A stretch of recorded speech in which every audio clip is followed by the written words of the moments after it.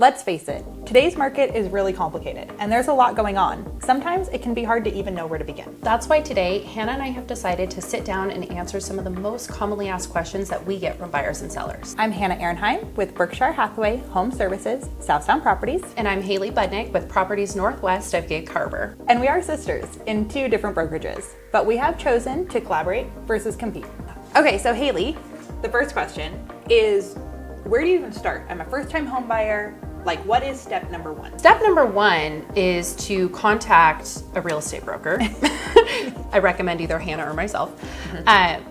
But we're gonna help you get connected with a trusted local lender. And they're gonna tell you what you can afford, and you'll have the conversation of what you're comfortable affording. Right, okay. So I'm buying a house, I have my agent, I have my lender, I know what I can afford, and then what? And then we get to go tour homes. So we may look at 2 homes, we may look at 20 homes, and that's okay. We're gonna keep looking until we find the right one. All right, so we have our house, our lender, our agent, we are under contract. Now the work begins. Now the second set of steps begin. Now we need to deposit our earnest money. We need to get a home inspection.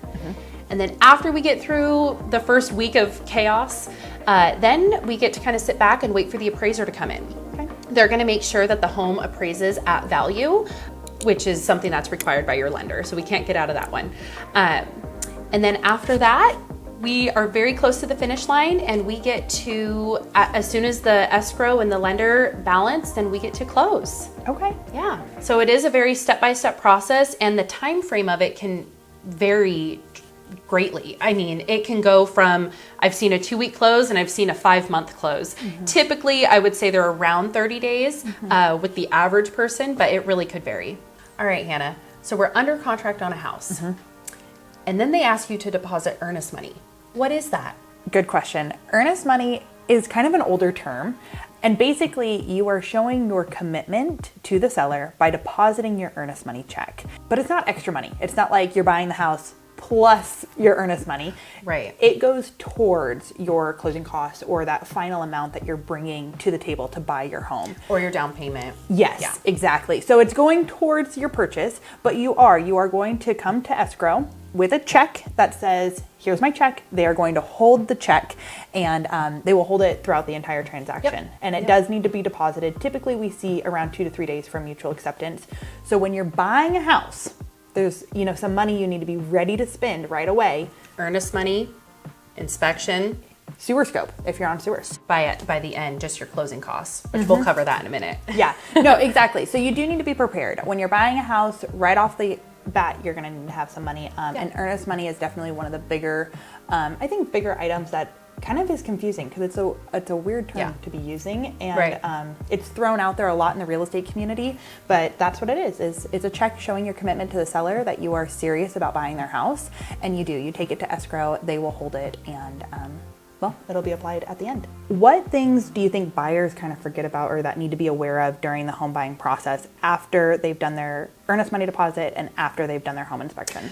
Well, the last step that can stress some people out, besides the moving part, that's also stressful. That's the work part. Boxing up everything. But besides that, then you get to your appraisal. Yeah. Your appraisal is something you have to have if you have a lender. Yep. So your lender is going to send a guy out, and he's going to make sure that the house is worth what we're all saying it's worth. So if the what you're paying for it. Exactly. Yeah. And sometimes the appraisal comes in high, which is great. You have instant equity in your home. Yeah. That's always a fun surprise. And then if it does come in low, then that's when we negotiate further. Okay, are we going to pay less? Are we going to cover the difference? Then you tackle those steps when you get to them. Yeah. I think that there's a lot of fear sometimes that I'm overpaying for a house, right? You see it hit the market and you're like, oh my gosh, I want the house. And you kind of go for it right away. And it's like, am I paying too much? So having that appraisal is like, there is somebody kind of at the end saying, hey, you are paying market value for it. And if you're not, you have to renegotiate through the steps. In the appraisal, the appraiser, they are a neutral party. They don't know the seller. They don't know the buyer. They don't really care. Yeah. They just are there to tell you, is that house worth $500,000 Right. or is it not? Right. Or whatever the price is. Yeah. So they're great to have. We just love when they come in at value. Yeah, absolutely. And so, okay, so we've gone through all the steps. We've done our due diligence. We've done our inspections. We have everything. We're at the closing table. We get our keys, and that's kind of... When we celebrate. Yep, and you move. And then you move. Yeah, okay, Yeah. excellent. And your lender will help you kind of get a lot of the billing part kind of done. I mean, Yeah. the how much do you need to bring to the table? How much are your closing costs and everything? They'll let you know all of that ahead of time. And something that both Hannah and I actually do is we provide a closing timeline. Yeah. So the second we're under contract, you will know exactly what's going to happen next on the exact date. When you're going to need a certain amount of money, how much money that's going to be, for the earnest money inspection, all those things. So you will know exactly what to do next. Okay, so I'm going to ask you a tough question, Haley, because I think we get this one a lot. And one of the things that we get asked is, like, when do you buy a house? And I know you personally are experiencing this. Haley has talked about, and I can share this, but talked about, when is it a good time? You've been watching the market for yourself personally. I know I watch it too. And it's hard to decide like when the right time is. It's super tough. And a lot of people think the right time is when interest rates drop. Right. And I guess one thing that I kind of want to say today is when interest rates drop, home prices tend to go up. Yeah. When interest rates are up, home prices tend to, well, I wouldn't say they're really going down, but they're not going up. They're a little still more expensive. Everything is still expensive. They're stabilized though. Yeah. Yeah. So if you're waiting for interest rates to drop, you may be putting yourself at a disadvantage because we don't know when interest rates are going to drop, if they're ever going to be at 2% like you have. We don't know if that's going to happen soon or in 10 years or in our lifetime. Yeah. So don't bank on that. Yeah. Also, when interest rates drop, a bajillion buyers go out in the market and then it's super competitive. Right. So you will be stuck, like we experienced in 2021, 2022. Competing. You're going to be stuck with, multiple offers, 10 offers on a home, $50,000, $100,000 over asking. Yeah. And then you may feel, did I overpay? Right. And it's always been the rule, if you will, but it's hard to believe sometimes when you're not in it. But it is buying when it's the right time for you and what that looks like. And, what are your real estate goals? How are you saving to buy the house? Do you have your down payment? And all of those things factor into it, but really buying when it's the right time for you and getting into the market, I think is like the first step. And it's kind of a scary step. It's a really scary step. Yeah, no, I 100% agree. You need to do what's right for you in that moment. And if you have some level of uncertainty with your job or your family is expanding or things like that, you may not know if you're moving to another state, it's okay to rent. There's no shame in renting. But you just got to take the time and decide when it's the right step to buy a home. And when you do, I don't think you're ever going to make a mistake. Unless you have to sell it the next year. Yeah, that's There's some times where things get a little dicey. But ultimately, when you're buying a home, you're going to be putting money. Every time you make a mortgage payment, you're putting money back into your bank account, essentially. And then it's going to stay there, and it's going to grow, and it's going to grow, and it's going to grow. And then eventually you'll be able to sell it and make money back. Yeah. So it's a great investment. And I think learning and understanding the market and kind of knowing what and how everything works is super important. And so, I mean, all the time, like if folks have questions at whatever stage of life they are or whatever they're working towards, whatever that goal is, but just to understand the market. I mean, I know you feel this way, but like coming and just having the conversation is a great starting point. So if you're thinking about buying or selling and just don't want the pressure but want the education side of it and just understanding and having like a good resource. Right. You may be a few years out, but you still want to know, how do I get there? Yeah. What are the steps I need to take? What does it look like for me?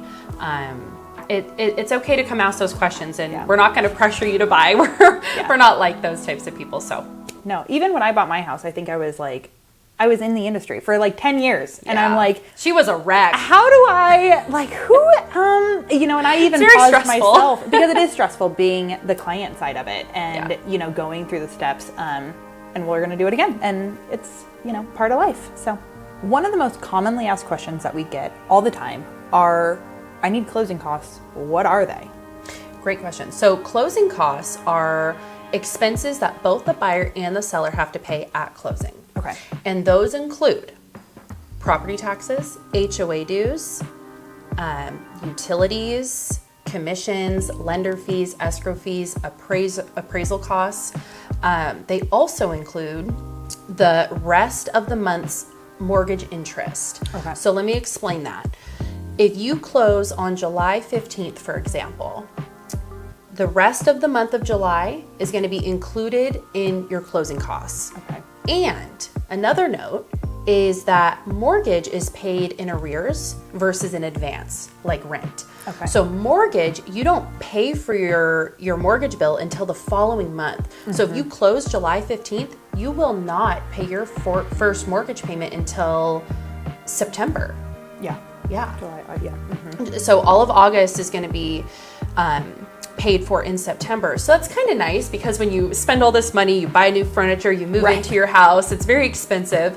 You have a month or more, a month and a half, potentially closer to 2 months, depending on when you close in the month, to kind of have a breather and to recoup some of your money. Yeah. More money for home goods after you move Yeah, in. so you can go to Home Goods.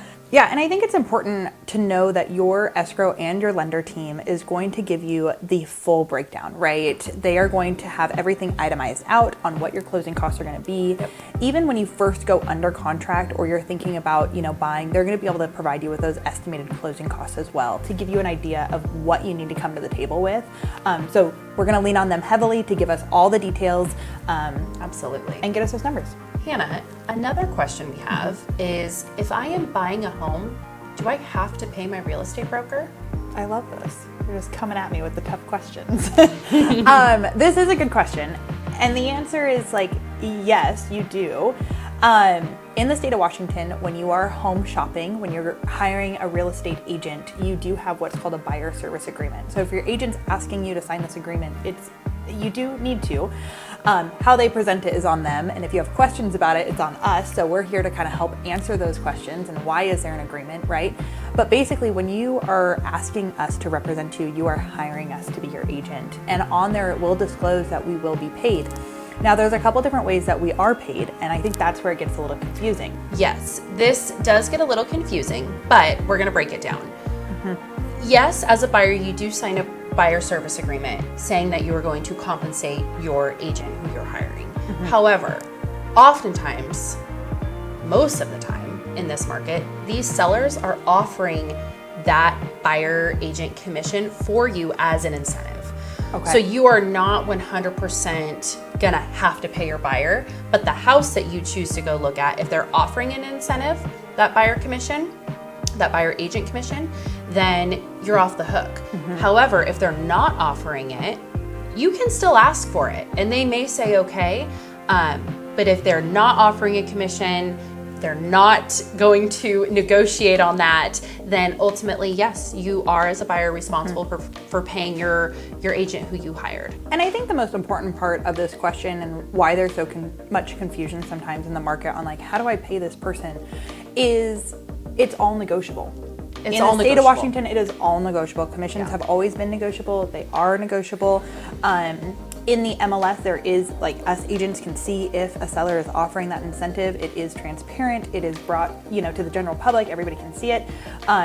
So I think that's where the question is yes, but at the same time, I don't need to be sitting with that money in my pocket necessarily in order to be successful at buying a house. Right, exactly. That's where it gets confusing. Yeah. But short answer is yes, you may have to pay your agent and be prepared. But a lot of times, it's covered for you and you're off the hook. yeah, I think Most of the time. I actually have not personally, I don't know if you have, I've never experienced where the seller did not either offer it or negotiate on that. Yeah.